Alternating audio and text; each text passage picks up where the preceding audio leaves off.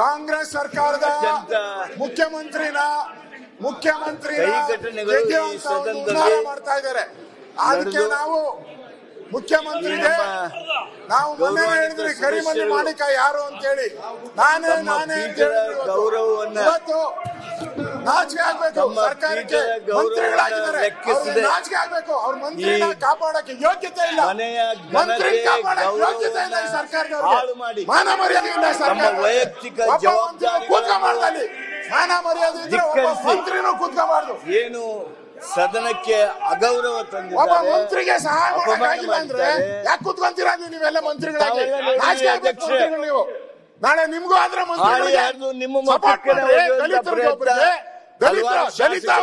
ದಲಿತರ ಎಷ್ಟು ಜನ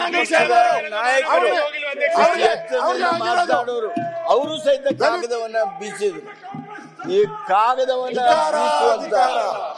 ಈ ರೀತಿ ಒಂದು ಪಾಟೀಲ್ಗೆ ಗುಂಡಾಗಿರಿ ವರ್ತನೆ ಮಾಡೋದನ್ನ ಯಾವ ಕಾರಣಕ್ಕೂ ಈ ಸದನ ಸಹಿಸೋದಿಲ್ಲ. ಇಲ್ಲಿ ಶಿಸ್ತಿರ್ಬೇಕು, ಜನರ ಕಾಳಜಿ ಇರಬೇಕು, ಪರಸ್ಪರ ಗೌರವ ಇರಬೇಕು. ಪೀಠಕ್ಕೆ ಗೌರವ ನೀಡ್ತಕ್ಕಂಥದ್ದು ನಮ್ಮ ಜವಾಬ್ದಾರಿ.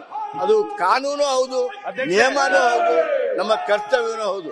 ಆದ್ರೆ ಅದಕ್ಕೆ ಧಿಕ್ಕರಿಸಿ ನಡೆದಿರ್ತಕ್ಕಂಥ ಈ ಎಲ್ಲ ಎಲ್ಲಿವರೆಗೆ ತಮ್ಮ ಮಕ್ಕಳಿಗೆ ಬಂದು ಹೆಗಲಿಗೆ ಹಚ್ಚುವಂತ ಸಂಸದೀಯ ಸಚಿವರಿಗೆ ಅನ್ನಿಸ್ಲಿಲ್ವಾ ವಿನಂತಿ ಮಾಡಿದ್ರು ಮಾರ್ಷಲ್ಗಳು. ದೂರ ಸರಿಯದೆ ನಮಗೆ ಮನಸ್ಸಿಗೆ ಸಚಿವ ಸಂಪುಟನೇ ಅದೇನು ಹೀರೋಯಿಸಂ ಬಂತೋ ಗೊತ್ತಿಲ್ಲ. ನಮ್ಮ ಸದನಕ್ಕೆ ಅವಮಾನ ಆಗುವ ರೀತಿಯಲ್ಲಿ ಏನು ನಡೆದುಕೊಂಡ್ರು, ಏನು ಕಾಗದಗಳನ್ನ ಬೀಸೋದ್ರ ಮೂಲಕ ಅನಾಗರಿಕ ವರ್ತನೆಯನ್ನ ವ್ಯಕ್ತ ಮಾಡಿದ್ರು. ಅದಕ್ಕಾಗಿ ನಾವೇನು ಹೆಸರಿಸಿದ್ದೀರಿ 18 ಜನರನ್ನ ದಯಮಾಡಿ ತಾವು ತಕ್ಷಣದಿಂದ ಜಾರಿಗೆ ಬರುವಂತೆ 6 ತಿಂಗಳವರೆಗೆ ಸದನಕ್ಕೆ ಬಾರದಂತೆ ತಡೆ ಹಿಡಿಬೇಕು. ಹಾಗೆ ಅಂತ ಹೇಳಿ ನೀವು ತಂದಿರ್ತಕ್ಕಂಥ ಇದಕ್ಕೆ ನಾನು ಬೆಂಬಲಿಸ್ತೇನೆ. ಈಗ ಪ್ರಸ್ತಾವನೆ ಸಭೆ ಮತಕ್ಕೆ ಹಾಕುತ್ತೇನೆ. ಪ್ರಸ್ತಾವನೆ ಹೀಗಿದೆ. ಮಾನ್ಯ ಸದಸ್ಯರುಗಳಾದ Doddanna H Gowda Patil, doctor Ashwath Narayan, S R. Patil, BA.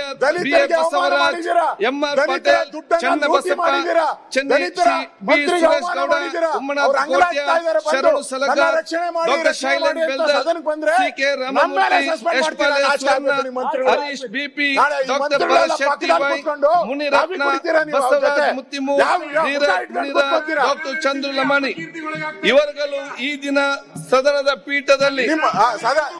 ಪೀಠದ ಆದೇಶ ಲೆಕ್ಕಿಸದೆ ಸದನದ ಕಾರ್ಯಕ್ರಮ ಅಡ್ಡುಂಟು ಮಾಡುತ್ತಾ ಅಶಿಸ್ತಿನಿಂದ ಅಗೌರವದಿಂದ ನಡೆದುಕೊಂಡಿದ್ದ ಕರ್ನಾಟಕ ವಿಧಾನಸಭೆಯ ನಡವಳಿಕೆ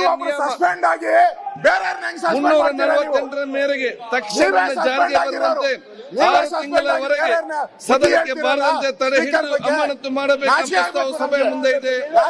ಪ್ರಸ್ತಾವದ ಪರವಾಗಿರುವ ಹೌದು ಎಂದು ಸೂಚಿಸಬೇಕು, ಪ್ರಸ್ತಾವದ ವಿರೋಧವಾಗಿ ಇಲ್ಲ ಎಂದು ಸೂಚಿಸಬೇಕು. ಪ್ರಸ್ತಾವ ಹೌದು ಪರವಾಗಿದೆ ಎಂದು ಭಾವಿಸುತ್ತೇನೆ. ಪ್ರಸ್ತಾವ ಪರವಾಗಿದೆ, ಪ್ರಸ್ತಾವ ಹೌದು ಅನ್ನೋ ಪರವಾಗಿದೆ, ಪ್ರಸ್ತಾವ ಅಂಗೀಕೃತವಾಗಿದೆ. ನ್ಯೂಸ್ ಫಸ್ಟ್ ನಿರ್ಭೀತಿಯಿಂದ ನಿಮ್ಮ ಪರವಾಗಿ.